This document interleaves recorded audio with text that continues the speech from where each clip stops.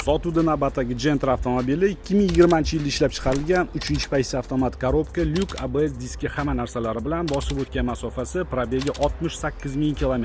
Mashinaga 4-pokoleniya propan оборудованияsi o'rnatilgan, zapaska balonni o'rnida, texnik holatlari ham yaxshi holatda, hech qanaqa texnik ishlar yo'q, taqir-tuqirlar yo'q, hadoylarga ham qarab akkuratli haydalgan.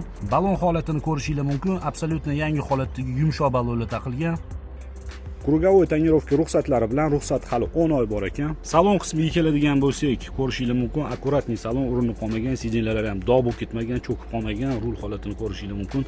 Signalizatsiya Magicar bor, video registrator Lenovo o'rnatilgan, podogrev sideniya mavjud, o'zini radnoy shtatniy magnitofonida, lyuk albatta bor, akkuratli приятный salon. Ana endi O'zbekistonda birinchi bo'lib so'raladigan narsasiga kelsak, ya'ni kraskasi. Kraskasi mana shu kalenkasi bo'yalgan.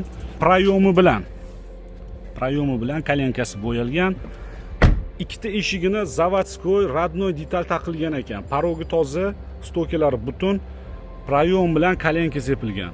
Ikkita eshigi radnoy zavodskoy taqilgan. Narxiga keladigan bo'lsak, narxi $9500. Mashina faqat naqd pulga sotiladi. Telefon raqamlarini videoni opisiyaniyasida qoldiramiz. Qiziqqan aloqaga chiqinglar, kelinglar, ko'ringlar, baraka qilib olib ketinglar. Manzil Toshkent shahar. Kanalga obuna bo'lishingizni esdan chiqarmaymiz. Telegram kanalga o'tib olsanglar, bundan ham ko'proq mashinalarni har kuni qo'yib boramiz. Salomat bo'ling.